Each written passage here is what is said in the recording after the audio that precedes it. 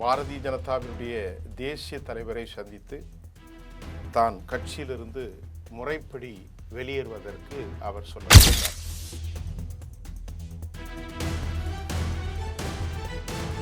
நீங்கள் போக வேண்டாம், உங்களுக்கு கேபினெட்டில் துணை கேபினெட் மினிஸ்டர் தருகிறேன், தேசிய அளவிலே உங்களுக்கு நாங்கள் பதவிகளை தருகிறோம், அதே நேரம் தமிழக அளவிலும் கூட உங்களுக்கு மாநில தலைமை பொறுப்பு தரப்படும் என்றெல்லாம் ஆசை வார்த்தை காட்டுவதற்கும் வாய்ப்பு இருப்பதாக இப்போது கிடைத்திருக்கிறது.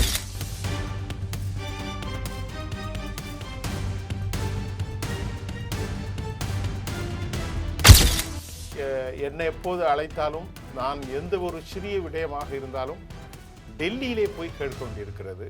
அது எனக்கு ஒரு அழுத்தமாக இருக்கிறது. 2 வருஷத்துக்குள்ள கட்சி ஆரம்பித்து 4 மாதத்திற்குள் 6 மாதத்திற்குள் வெற்றி பெற முடிஞ்ச விஜயால் பெற முடிகின்ற போது என்னால் ஏன் பெற முடியாது? நாளை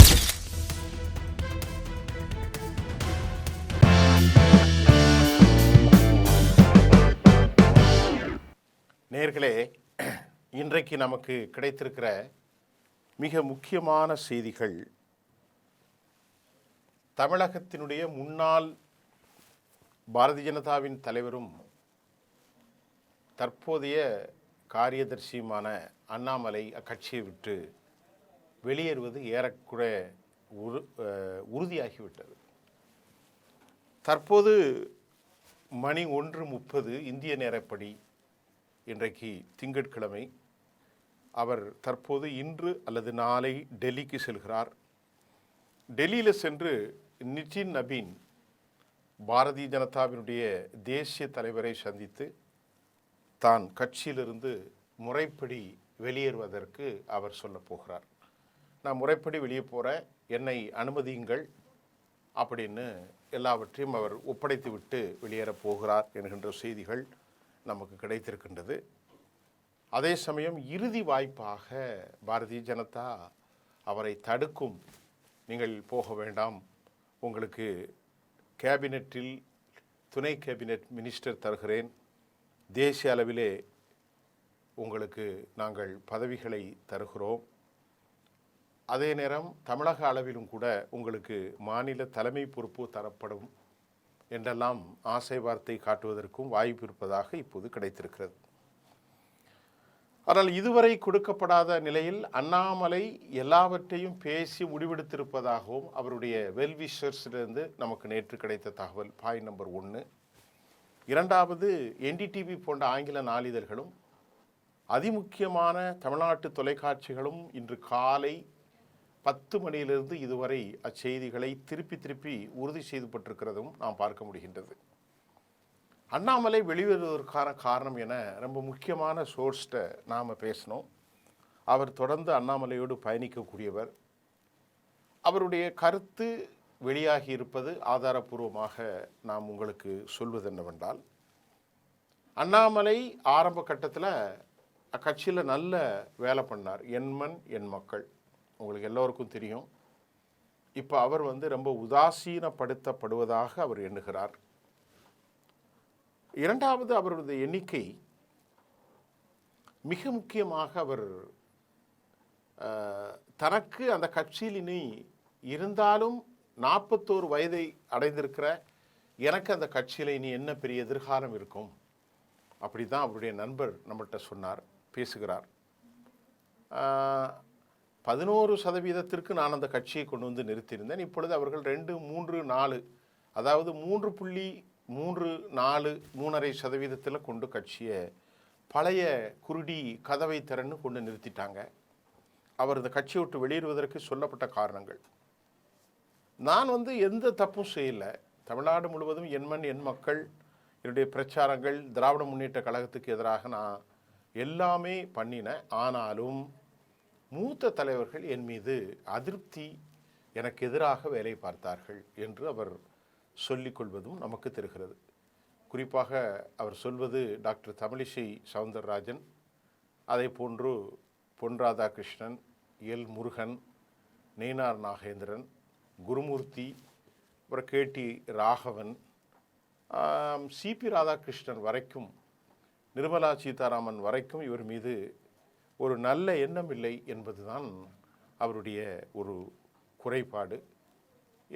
என்னை எப்போது அழைத்தாலும் நான் எந்த ஒரு சிறிய விடயமாக இருந்தாலும் டெல்லியிலே போய் கேட்க வேண்டியிருக்கிறது. அது எனக்கு ஒரு அழுத்தமாக இருக்கிறது.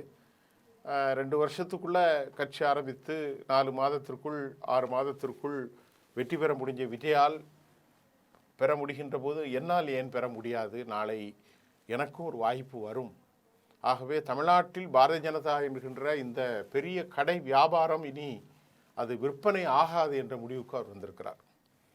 தமிழ்நாட்டினுடைய திராவிட கழகம், திராவிட முன்னேற்ற கழகம், அண்ணா திராவிட முன்னேற்ற கழகம், தமிழக வெற்றி கழகம், அம்மா மக்கள் முன்னேற்ற கழகம், புரட்சித் தலைவர் டாக்டர் எம்ஜிஆர் அவர்களுடைய தலைமையிலான முன்னேற்ற கழகம், இப்படி எல்லா கழகங்களும் தமிழ் மண்ணினுடைய, தமிழ் மக்களினுடைய ஒரு செயல்பாட்டில் பெரியார், அண்ணா, சமூக நீதி இப்படி இருக்கும்போது சனாதனம் அங்கே ஜனதா, சனாதனம், தர்மம், சமஸ்கிருதம், இப்படி ஹிந்தி, இது மாதிரி ஒரு அடையாளங்கள் தமிழ்நாட்டு மக்களுக்கு அது ஏற்புடையதாக இல்லை என்பதை அவர் கொஞ்சம் காலதாமதமாக உணர்ந்திருப்பதாகவும் அவரை ஒட்டிய நமக்கு பலர் சொல்கிறார்கள். ஆகவே ஜனதா என்ற பெயரை கூட அண்ணாமலை வைக்கப் போவதில்லையாம்.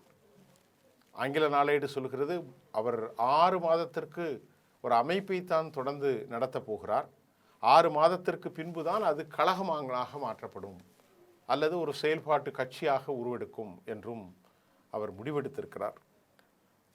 இப்போது பேசக்கூடிய சில நபர்கள் சொல்கிறார்கள், மூத்த ஊடகவியலாளர்கள், நேற்றைக்கு கூட சென்னையிலே 40 நிமிடம் அவர்கள் பேசும்போது அதில் ஒரு கருத்து என்ன சொல்லப்பட்டது என்றால், அண்ணாமலையால் எதுவும் சாதிக்க முடியாது, தனிக்கட்சி ஆரம்பித்தால் அவர் 10ஓடு 11ஆகத்தான் இருப்பார், ஒரு 5%, 6% தான் எடுக்க முடியும் என்ற மாதிரி ஒரு கருத்தை வைத்தார்கள். ஆனால் அது போக போகத்தான் நான் அதை உறுதி செய்ய முடியும். ஏனென்றால் அவர் மீது ஒரு ஹிந்துத்துவ அடையாளம் பட்டிருக்கிறது. மைனாரிட்டிகள் அவருக்கு வாக்களிப்பார்களா என்ற கேள்வி எழுகின்றது. காரணம், அவர் ஒரு ஹிந்துத்துவவாதி எப்போதும் கிடையாது என்பது உண்மைதான். தமிழ்நாட்டில் பிராமண தலைவர்கள் ஒரு ஹிந்துத்துவவாதியாக இருப்பார்கள். ஆனால் அண்ணாமலை போன்றவர்கள் அப்படி ஒரு கடும்போக்கான சொல்லாடல்களை இதுவரை பயன்படுத்தவில்லை. அவர் ஒரு காவல்துறை அதிகாரி. தந்தை பெரியார் அவர்களை கூட தந்தை பெரியார் என்று தான் அவர் அழைத்திருக்கிறார். ஈவே ராமசாமி நாயக்கர் என்று அவர் ஒருபோதும் அழைத்ததாக நமக்கு செய்திகள் இல்லை. அதே போன்று அவருடைய தந்தை ஒரு எளிய பின்னணி கொண்ட குப்புசாமி கவுண்டர், எளிய பின்னணியிலே வந்ததால் அவருக்கு சமூக நீதிகள் குறித்து இயற்கையாக ஒரு உணர்வு உண்டு என்றும் அந்த நண்பர் சொல்கிறார். ஆகவே நீட்டுக்கு எதிராக அண்மையிலே அவர் கருத்து தெரிவித்திருந்தது மத்திய பாரதிய ஜனதாவின் நிலைக்கு எதிரான ஒரு கருத்து. மும்மொழி கொள்கை குறித்து அவர் எதிர்ப்பு தெரிவித்தது மத்திய பாஜகவுக்கு எதிரான ஒரு கருத்து. ஆக பாஜகவின் கொள்கையால் அவரால் இணைந்து பயணிக்க முடியவில்லை. இரண்டாவது, பாஜகவின் தலைவர்களின் அடாவடிகள் அவருக்கு பிடிக்கவில்லை. லோக்கல் தலைவர்கள் அவர் மீது கங்கணம் கட்டி கொண்டிருப்பது, தேசிய தலைவர்கள் சின்ன விஷயமாக இருந்தாலும் டெல்லிக்கு வாருங்கள், அனுமதி பெற்ற பின்புதான் அவரால் ப்ரெசென்ட் பண்ண முடியும். எந்த ஒரு காரியமாக இருந்தாலும் அதை அவர் டிஸ்க்ளோஸ் பண்ணதாக இருந்தாலும் மத்திய பாரதிய ஜனதாவினுடைய அனுமதி இல்லாமல் அவரால் இயங்க முடியாது என்ற விஷயம் சுயாதீனமாக யாருக்கும் கட்டுப்படாத மனநிலை கொண்ட ஒரு 40 வயதுக்கு உள்பட்ட ஒரு இளைஞனுக்கு, இன்றைக்கு 41 வயது என்றாலும் ஒரு 5 ஆண்டுகளுக்கு முன்பே அவருக்கு அது ஒரு ஏற்புடையதாக இல்லை. சுயாதீனமாக முடிவெடுத்த ஒரு காவல்துறை IPS அதிகாரியால் அமித்ஷா போன்றவர்கள், இங்கே குருமூர்த்தி போன்றவர்கள் சொல்கிற அந்த குடைச்சல்கள் அவருக்கு மனவலி ஏற்படுத்தியிருக்கிறது. அதே சமயம் பாரதிய ஜனதாவின் மீது பலர் அவர் மீது இரகசியமாக பல குடைச்சல்களை கொடுத்ததாகவும், டெல்லிக்கு அவர் பற்றிய புகார்களை தொடர்ந்து அனுப்பி வந்ததும் அவரால் யூகிக்க முடிகின்றது என்றும் அந்த நண்பர் தன் கருத்தை தெரிவித்தார்.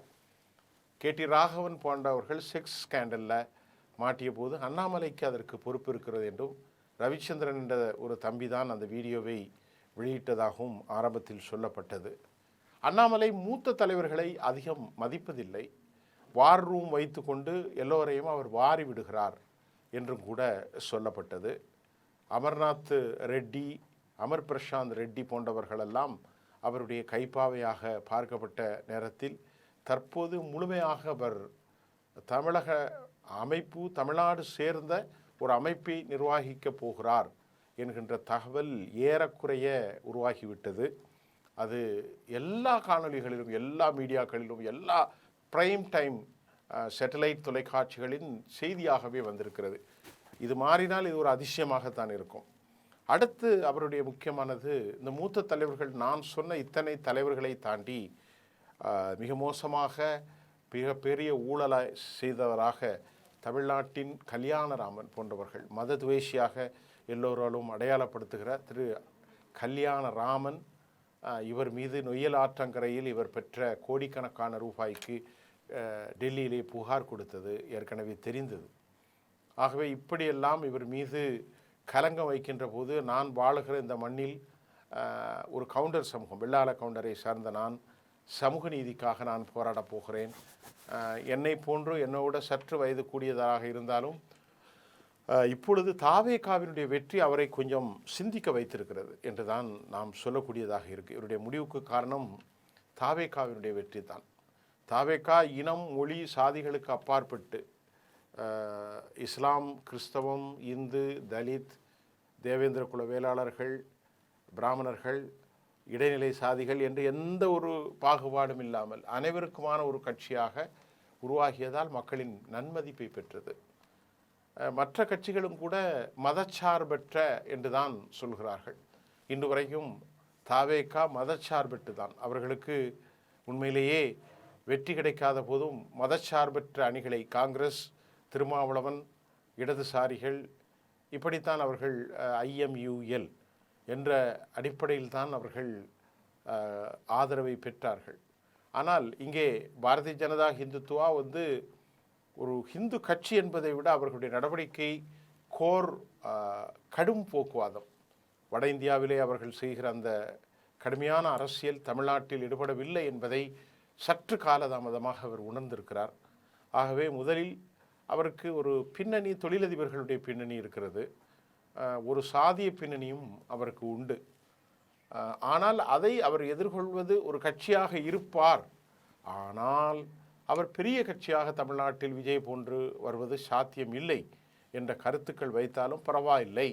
நாம் கோவையிலே அந்த நொய்யல் மண்டலத்தில், கொங்கு மண்டலத்தில் ஒரு பெரும் சக்தியாக மாறினால் பின்பு நாமே ஒரு முடிவுகளை எடுக்கக்கூடிய ஒரு உச்சபட்ச நிலைக்கு மாறிவிடலாம். அவர் மாறுவது மெயினான காரணம், டெல்லியினுடைய உத்தரவுகள் அவரை அதிகம் பாதித்திருக்கிறது. அப்படி செய்யாதீர்கள், இப்படி செய்யாதீர்கள், இப்படி இயங்காதீர்கள், அப்படி இயங்காதீர்கள். ஆகவே அது ஒரு முக்கியமான காரணம்.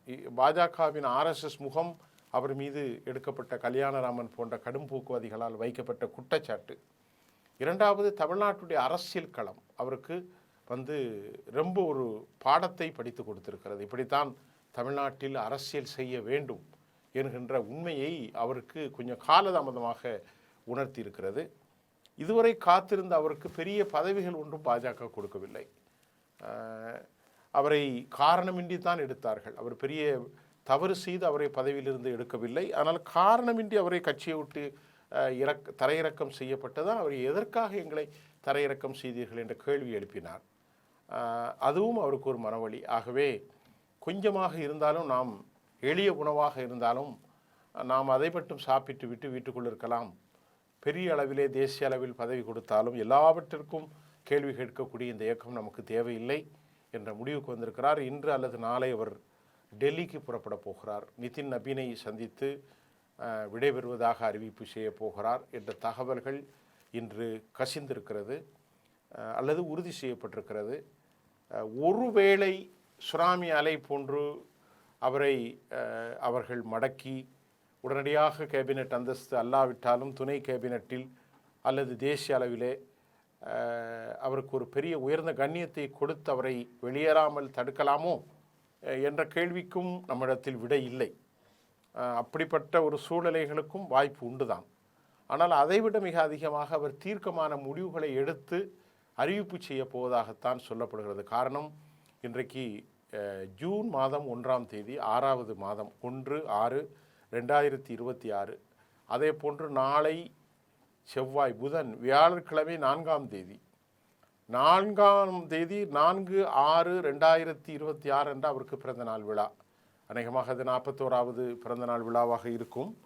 அந்த பிறந்தநாளில் அவர் தமிழ் மக்களுக்கு தான் ஆரம்பிக்க போகிற கட்சி குறித்து தீர்க்கமான, அது கட்சி இல்லை என்று என்டிடிவி தெரிவிக்கிறது, அது ஒரு அமைப்பு என்று சொல்கிறார். தமிழ்நாட்டினுடைய என்டிடிவியினுடைய சிறப்பு நிருபர் இன்று காலை வெளியான அந்த செய்தியிலே அது ஒரு அமைப்பு என்று சொல்லப்படுகிறது. ஆகவே இந்த செய்திகள் ஏறக்குறைய பிரைம் சேனலில் வெளியானது அவர் மூலம்தான் கசிவிடப்பட்ட செய்தி அல்லாமல் இவர்கள் யூகித்து சொன்ன செய்தி அல்ல. அவர்தான் மக்களுக்கு இந்த செய்திகளை பிரபலமான ரிப்போர்ட்டர்களை அணுகி நீங்கள் இதை சொல்லுங்கள், உங்கள் மீது நாங்கள் எந்த நடவடிக்கையும் எடுக்க மாட்டோம் என்று கசி விடுகிறார். இது டெல்லிக்கு கசியும் என்று அவருக்கு தெரியும். இன்டெலிஜென்ஸும் அந்த செய்தியை பாஸ் செய்து விட்டுறார்கள். இப்பொழுது பாரதிய ஜனதா தமிழ்நாட்டில் வழக்கம் போலான நயினார் நாகேந்திரன், தமிழிசை அவர்கள், வானதி சீனிவாசன் அம்மையார், அதை போன்று மூத்த தலைவர்கள் அனைவரையும் வைத்து கட்சியை மீண்டும் அவர்கள் ஒருங்கிணைப்பார்கள். அதில் எந்த மாற்று கருத்தும் இல்லை.